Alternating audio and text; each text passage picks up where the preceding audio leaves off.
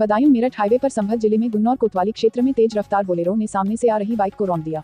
हादसे में बाइक पर सवार दादा, मां बाप और 2 मासूम बच्चों की मौत हो गई। अनियंत्रित बोलेरो सड़क से उतरकर खेत में पहुंच गया। हादसे के बाद चालक मौका पाकर भाग गया। यूपी के बस्ती में आज सुबह भीषण हादसा हो गया। तेज रफ्तार कार अनियंत्रित होकर NH 28 पर एक होटल के पास खड़े कंटेनर में पीछे से जा घुसी। रफ्तार इतनी तेज थी कि कार के परखच्चे उड़ गए। इसमें सवार परिवार के 5 लोगों की मौत हो गई, जबकि एक की हालत गंभीर है। घायल को अस्पताल में भर्ती करा दिया गया है। देश में कोरोना संक्रमण के मामलों में फिर से बढ़ोतरी होने लगी है। बीते 24 घंटे में देश में 41,576 नए मामले दर्ज किए गए हैं।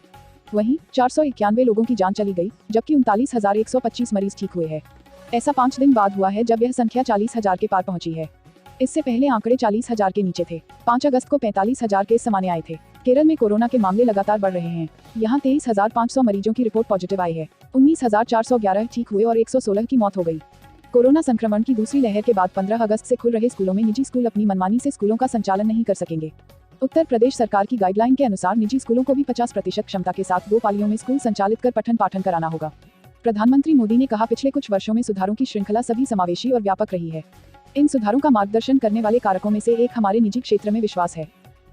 साथियों, टेक्नोलॉजी को लेकर आज देश में जो उत्साह है वो सरकार को तेजी से रिफॉर्म्स के लिए प्रेरित करता रहा है। जो रिफॉर्म्स हमने किए हैं वो कोई आसान फैसले नहीं थे, कोई साधारण बदलाव नहीं थे। इन सारे रिफॉर्म्स की मांग दशकों से की जा रही थी। इनकी जरूरत हर कोई बता रहा था। इस बारे में बातें तो खूब होती थी, लेकिन फैसले नहीं लिए जाते थे क्योंकि ये मान लिया गया था कि ये बदलाव करना बहुत मुश्किल काम है। लेकिन आपने भी देखा है कि हमने वही फैसले कैसे पूरी दृढ़ता के साथ लिए हैं, यहां तक कि पैंडेमिक के दौरान भी रिफॉर्म की प्रक्रिया जारी रखी। और आप ये भी देख रहे हैं कि देश कैसे इन फैसलों के साथ खड़ा हुआ है।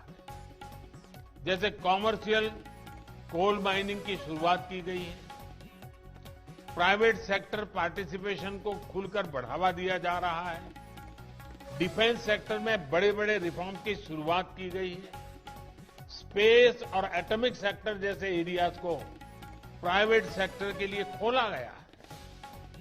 आज नॉन स्ट्रेटेजिक के साथ साथ स्ट्रेटेजिक सेक्टर में भी प्राइवेट प्लेयर्स को अवसर दिया जा रहा है। सरकार के नियंत्रण को कम किया जा रहा है। ये सब मुश्किल फैसले आज मुमकिन हो रहे हैं क्योंकि देश अपने प्राइवेट सेक्टर पर, आप सभी पर भरोसा करता है। जैसे जैसे इन एरियाज में हमारी कंपनियां सक्रिय होगी, इनमें संभावनाओं का विस्तार होगा। हमारे युवाओं को ज्यादा से ज्यादा अवसर मिलेंगे। इनोवेशंस का एक नया दौर। लोकसभा के बाद अब राज्यसभा ने भी ओबीसी आरक्षण बिल पर 127वें संविधान संशोधन बिल को पास कर दिया।